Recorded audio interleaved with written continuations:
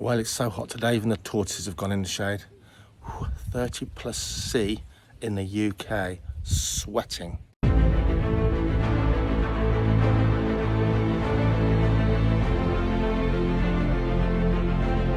Anyway, this video is not about weather forecast. There is no such thing. No one can get that job right, for sure. ADHD, autism, all labels that today hardly existed when I was at school, really. They didn't really exist. There were stupid kids, naughty boys, all kinds of things. Some of these kids in my dad's generation would have got the cane just because they weren't concentrating and doing as they were told, probably told that they were thick, stupid, things like that.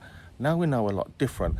It's gone a bit the other way though, because my job's going to schools and there's a massive degree where people want labels. Now there's wanting a label, so it's like, well, this is why I think or behave like this. This is why.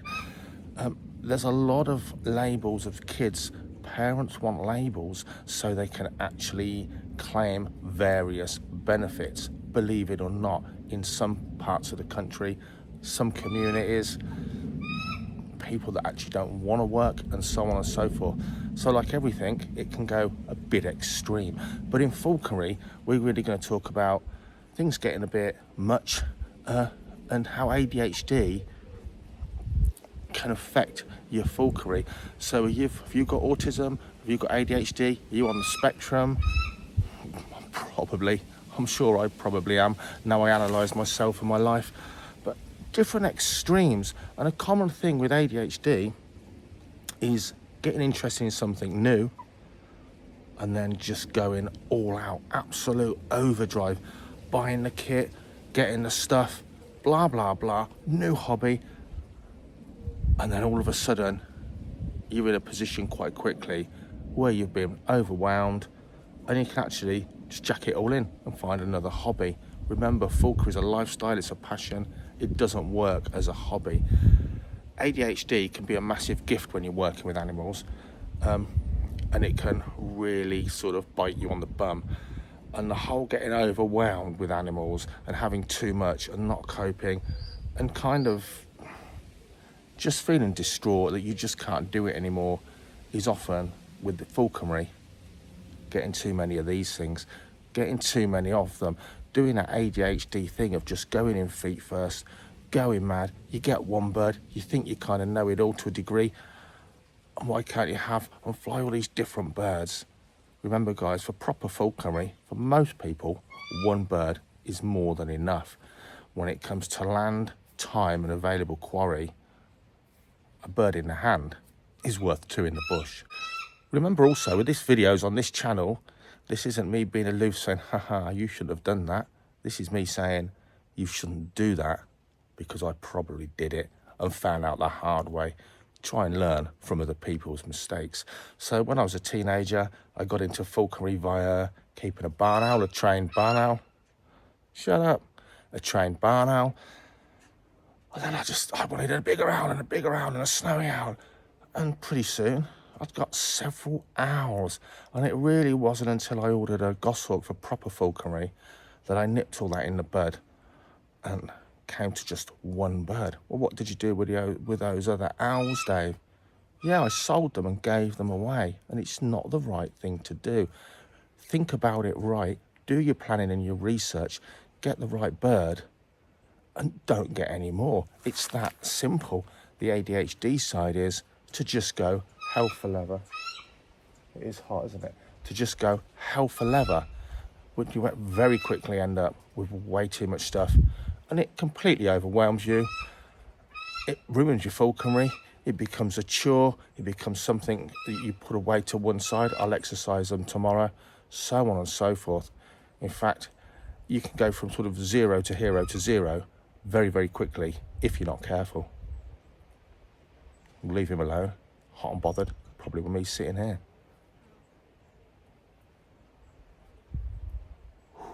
It's hot.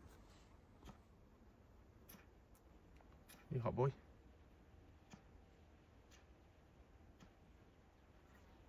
Me too, mate. It's no cooler in here. Blooming heck. Anyway, so burnout, getting overwhelmed with falconry, what causes it?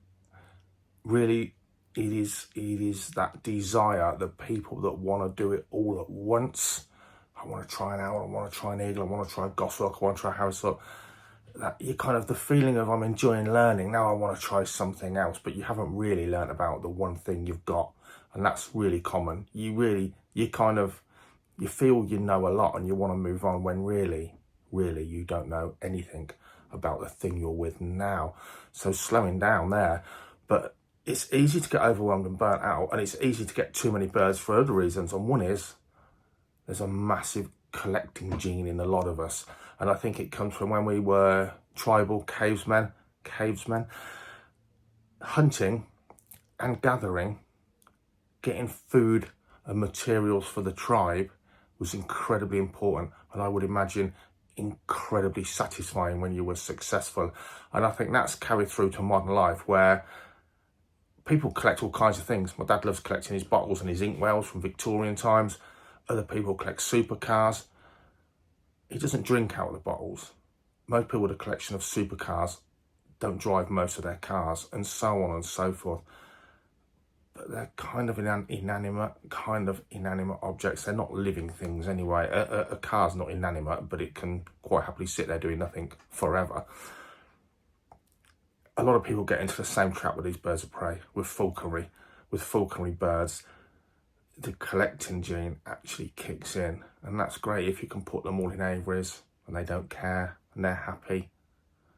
But when you're trying to work with them, certainly for falconry, it doesn't work.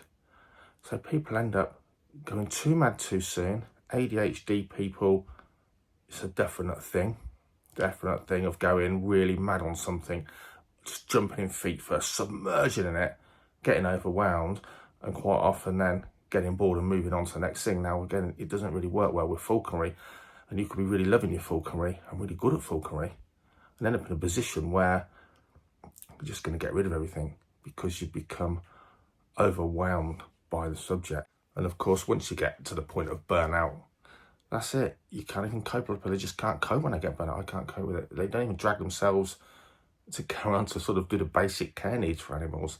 Dogs, cats, horses, anything, birds of prey.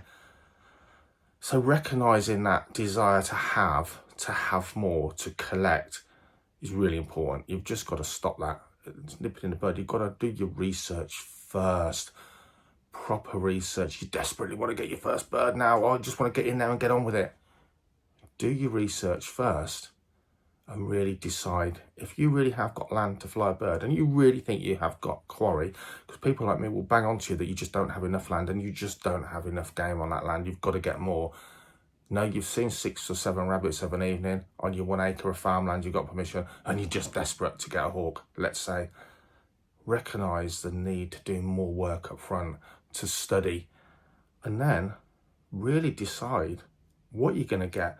Because you really might have wanted to fly a peregrine falcon, because to you it's the iconic, it's the most elite thing in your brain, a peregrine falcon, when, on brutal honesty, you're probably better with a goshawk, because actually you've got so much game, but it's completely on land that's scattered with copses and woodland and ditches and hedges.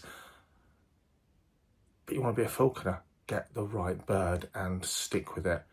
It's really, really easy to just get too much and just not cope, because falconry, remember, pretty much an everyday thing. In the falconry season, off season, it's an everyday thing for a short amount of time, making sure the bird's tended for. But in the falconry season, if you want to do it properly, it's almost an everyday thing. And again, going back to that sort of ADHD side of things, I'm not picking on you if you've got ADHD. I think half my family have, me included. It's that side of it where you do like your falconry, you're mad about it because you've gone in feet first. But of course, your last interest was fishing for pike, and you went the same with that. You got all the kit, you bought some books, and you just spent thousands of pounds on all the right kit, club membership. Hey ho, they're both wintertime things, falconry and pike fishing. So now you've got to divide your time up, times however many things you've done that with. Your fishing rods can wait. The pike can wait till another season, not falconry. you're stuck. It's something that's living. It's not a tool, it's a living tool. If you want to be brutal, you've got to care for it. It is so much different. What do you do if you've really reached a point that you've overbirded, you're burning out, you haven't lost interest, but you're just overwhelmed and can't cope, and you're going to jack it all in? Well, I think really recognising all of that, think about all the positives you get out of falconry. Maybe the solace, the peace in your mind, the concentration on just nature and the hunting with nothing else. Think about all the positives, how much you love those birds, and then be brutally honest. What is your falconry bird? What is the bird that's suitable for you, the right one? And then maybe your only choice is to recognise your heavy mistake of collecting birds that you can't fly, even though you want to, and going down the lengthy and very difficult process of trying to find homes for those birds that you mistakenly got, if you're brutally honest. And it is a lengthy process. It's a 2-minute process to advertise them on one of the bird trading magazines or online websites, marketplaces. It's not difficult to get rid of the birds at the right price or for free. Mostly for free these days, because birds have got no real value. Very few of them have. We're overbirded in the UK now. But it's a lengthy process if you want to rehome those birds to someone you think is going to do them justice long term and not bounce them off again like you are now doing. It can be a lengthy process. But if you knuckle down and you can fix that, get back to that one bird. You've done your thing. You've made your mistake of being overbirded. It's not right and it's not fair on the animals, but you've done it now. Recognise you've done it and don't ever do it again, and put all that energy and channel it into the one right bird you've got left, and do proper falconry. Now you're not overwhelmed.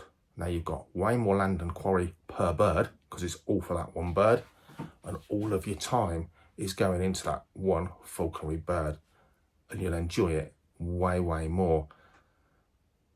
What if you've gone mad into it and you've only got one bird, and you've done 2 or 3 seasons and you're still there, but you've also got too many other things going on in your life, because that's how your brain works, and now you're trying to go and do falconry once a week or something, and now you're thinking, God, I used to love this falconry, my bird was so good, now it's rubbish.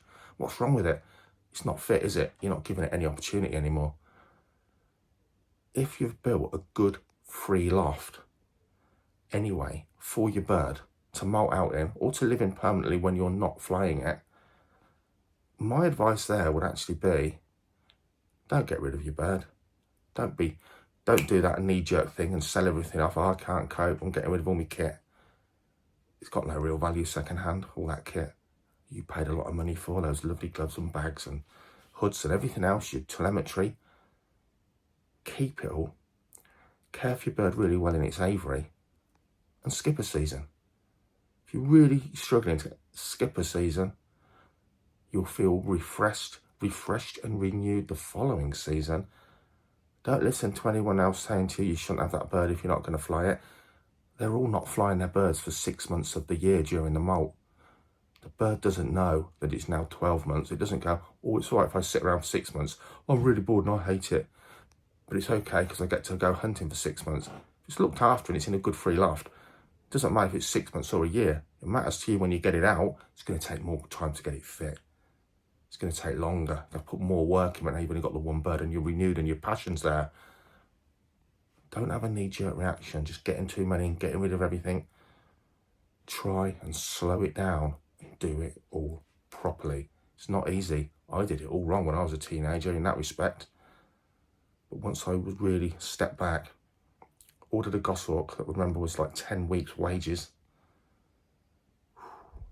Just concentrated on the goshawk.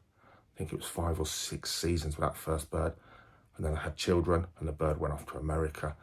But that one man, one bird, one dog, because that's a whole new kettle of fish, you can get back on track and you can do it right, even if you've made, being honest with yourself, some serious mistakes, doing it all too much and too much of it all too soon.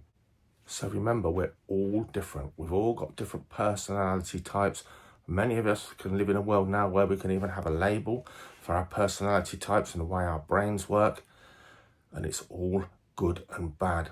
I'll say it, and I've said it a lot. Falconry actually favours someone verging on a bit of OCD, the person that puts everything back in the right place every single time and wants everything to be right every single time. And that can be slipping the bird, looking after the bird, getting the bird, and so on, putting all your kit in its own pocket and place.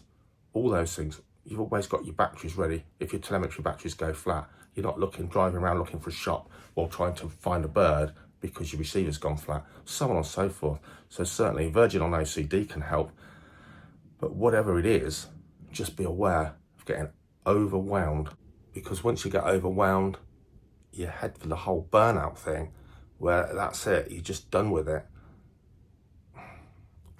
It's done. And you'll look back thinking, I wish I didn't sell that kit. Oh, I wish I was still flying my birds in falconry. Don't give up. Don't get despondent. Recognise your failings and make changes before you get to that stage. Now, this video was actually an idea as I was driving to the Falconry Centre, and I was listening to a podcast about keeping tarantulas, believe it or not, and the title was something like How to Avoid Burnout with Your Tarantula Collection. That wasn't it, but it was along those lines. And I thought, yeah, this is really relevant to falconry. I've seen this happen so many times in falconry. Some really good falconers just stopping and getting rid of their birds. When I was a kid, there was seasonal things like fishing and falconry. I get asked all the time, can I just keep hunting all through the summer? Yeah, of course you can. Yeah, because he says, it's usually, the wild birds, they keep hunting in the summer, don't they? Yeah, they do. But they're wild birds. We're talking about falconry. It's two completely different things in many, many ways. So you rest your bird and you molt your bird. You have a few months off. Your bird gets a new set of clothes. You go and do your other things you're interested in. Spend time with your family. Fishing always had a closed season, and then they stopped it for still waters, so you could fish all year round, even when the fish was spawning, if it wasn't in a natural river system, if you like. What a load of rubbish. It's all great for the economy, and that's partly why it was done. It does us humans good to have changing seasons, and at least for the things we do, on and off seasons, because they can let you have time to sort out the whole being overwhelmed, burning out, and come back feeling refreshed and renewed. So remember that. And if you have to take time out, look after your bird and then put it back into action when you are mentally or physically or life allows you to jump back in and crack on with it. Try not to get despondent. Just recognise things about yourself and about falconry. Do the research first, as always. By the way, if you're watching this video within the first few weeks of it coming out, you really need to get on the Falconer Gathering Facebook page, because I really want to see you there. Catch you later.